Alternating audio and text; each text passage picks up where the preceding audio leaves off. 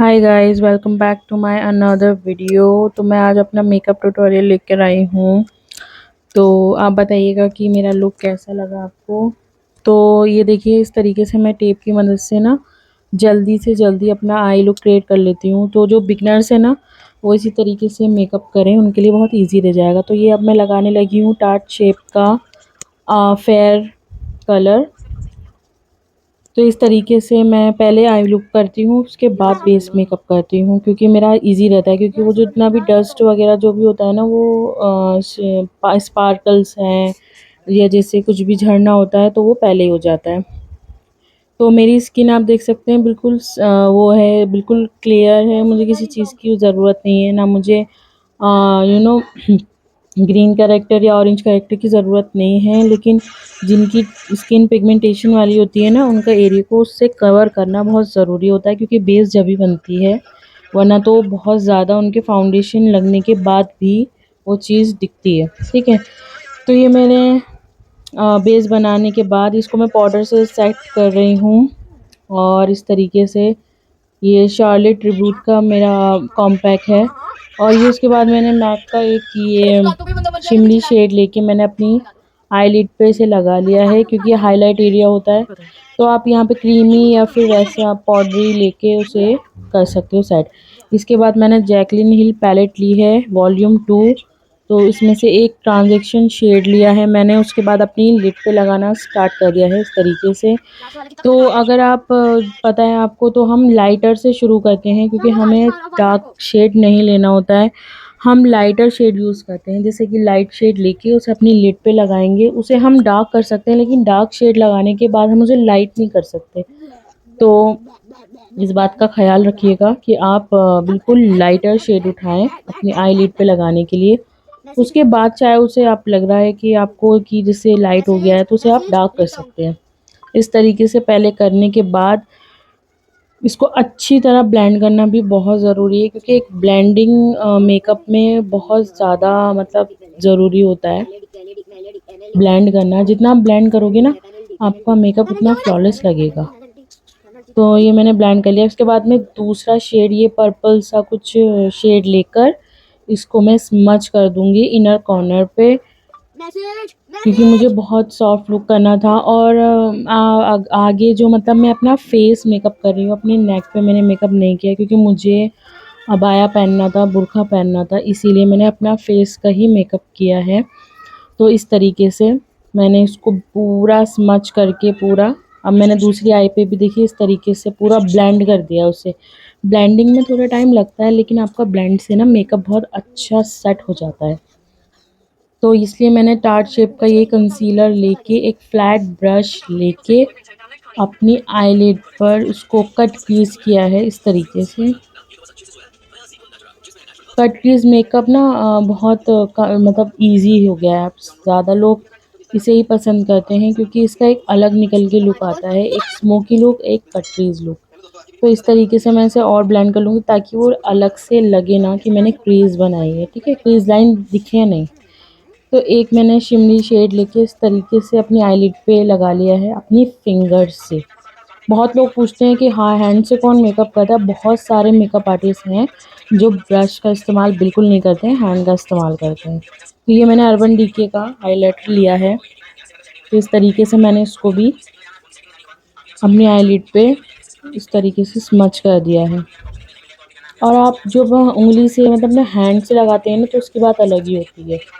ये मैंने पीएससी की पूरी मेरा ये ग्लिटर टावर ले रखा था गाइस। अगर आप ये लोगे, आपको बहुत ही ज़्यादा इसका मैं क्या बताऊँ, ये मेरे बहुत काम आता है। और इसमें बहुत सारे शेड है, 10 शेड है, 10 या 8 शेड है। इसमें आपको कहीं और जाने की ज़रूरत नहीं है, इसमें आपको सारे शेड मिल जाएंगे। और बिल्कुल बारीक होते हैं ये, ऐसे मोटे क्रिस्टल की तरह नहीं होते। उसके बाद मैंने ये मेबलिन का क्लॉसल का लाइनर लिया है, जो कि आप भी यूज़ कर सकते हो। ये मैट फिनिश देता है और वाटरप्रूफ भी है। तो मैंने इसकी मदद से एक विंग बना लिया है इस तरीके से, आप देख सकते हैं। विंग बनाना कोई वो नहीं है, आप प्रैक्टिस कीजिए और विंग लाइनर अपने आप ही क्रिएट हो जाता है, ज़्यादा मेहनत नहीं लगती। देखिए कितनी अच्छी तरह शेप बन के तैयार है। तो ये होता है टेप लगाने का फ़ायदा, आपको ज़्यादा मेहनत करने की ज़रूरत नहीं पड़ती। और ये मैंने मेबलिन का मस्कारा लिया है डबल वॉल्यूम। उसके बाद में वेगा का ये जो है मेरा कर्लर, इससे मैं अपनी आईलैश को कर्ल कर लेती हूँ इस तरीके से। उसके बाद जो है मैं मस्कारा अप्लाई करती हूँ, क्योंकि आपकी जो लैशेज़ है ना वो स्ट्रेट होती हैं, इससे क्या होती है वो कर्ल हो जाती हैं। तो कर्सिव में मुड़ के, और अगर आप मस्कारा लगाएंगे ना तो और ज़्यादा वो उसके साथ मैच हो जाएंगी। तो मुझे आईलैशेज़ लगानी नहीं थी, इसीलिए मैंने ये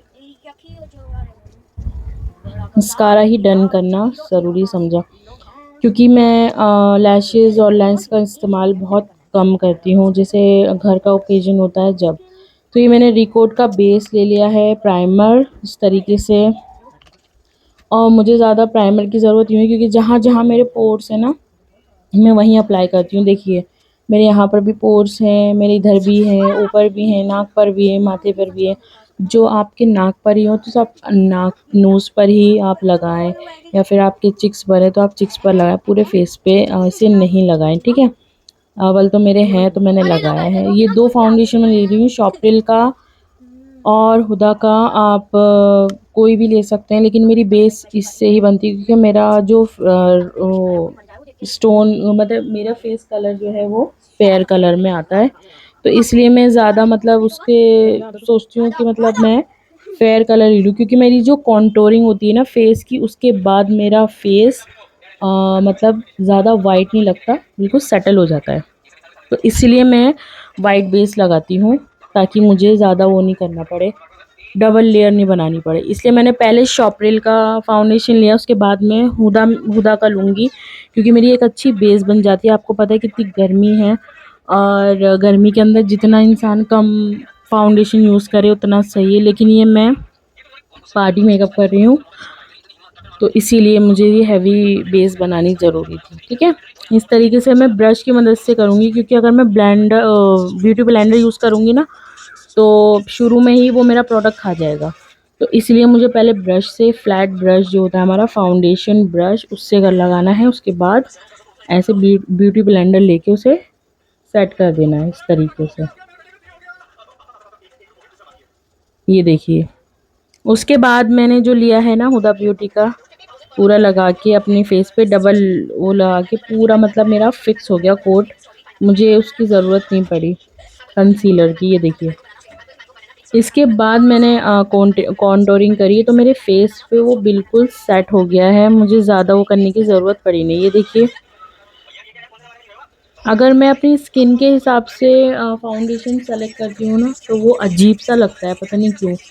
बहुत ऐसा लगता है रेयर हो गया है, बहुत मतलब डल हो चुका है मेरा फेस, अच्छा नहीं लग रहा, ऐसा लग रहा है मेरा मैंने मेकअप किया है। अगर मैं किसी और पे यूज़ करती हूँ तो डेफिनेटली दे वर्क्स ग्रेट, लेकिन मेरी स्किन पे नहीं जाता ये।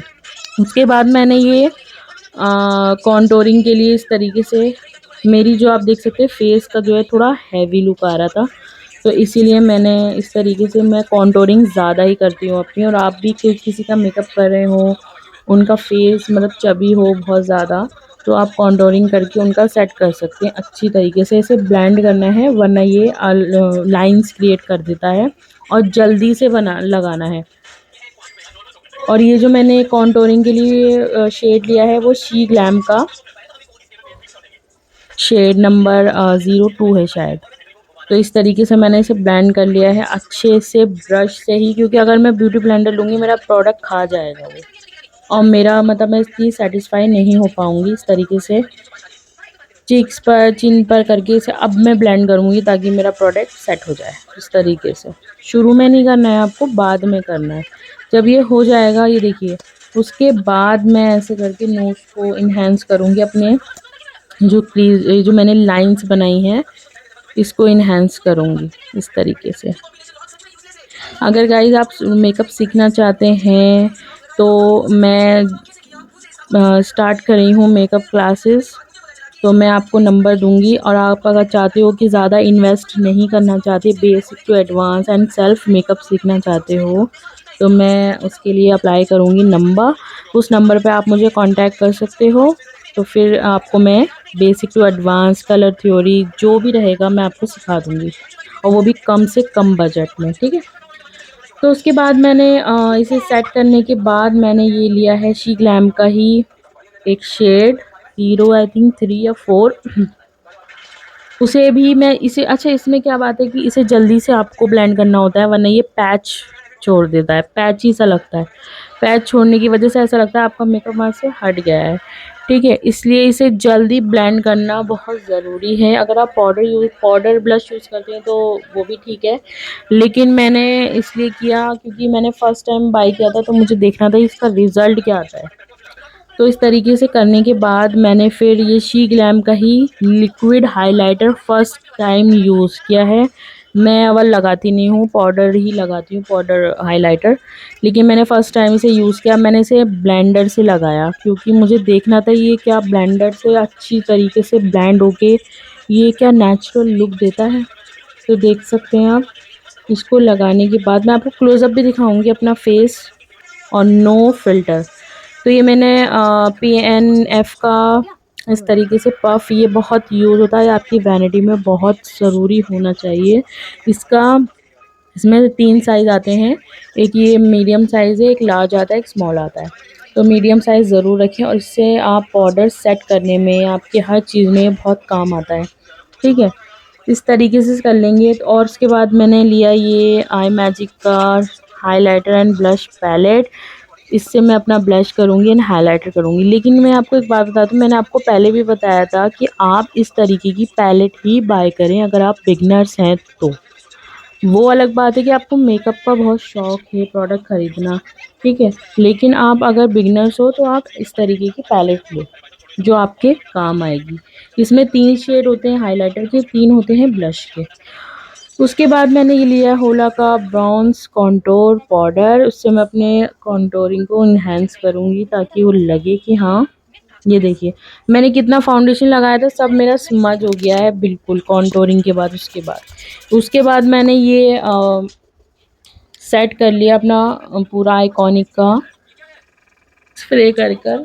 इसमें छोटे छोटे स्प्रिंकल पार्टिकल्स होते हैं जो आपके फेस को शाइन और मतलब ग्लोई सा दिखाता है लुक।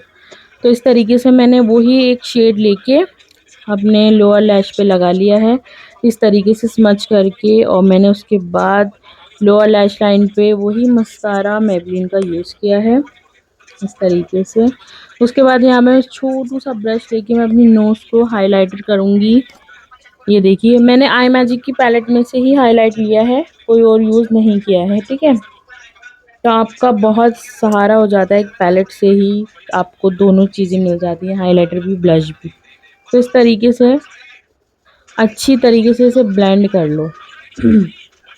ये देखिए। और अगर आप मेरे चैनल पे नए हो तो प्लीज़ सब्सक्राइब कर देना, लाइक कर देना, कमेंट भी डालना कि आपको मेरी वीडियोस कैसी लगती हैं।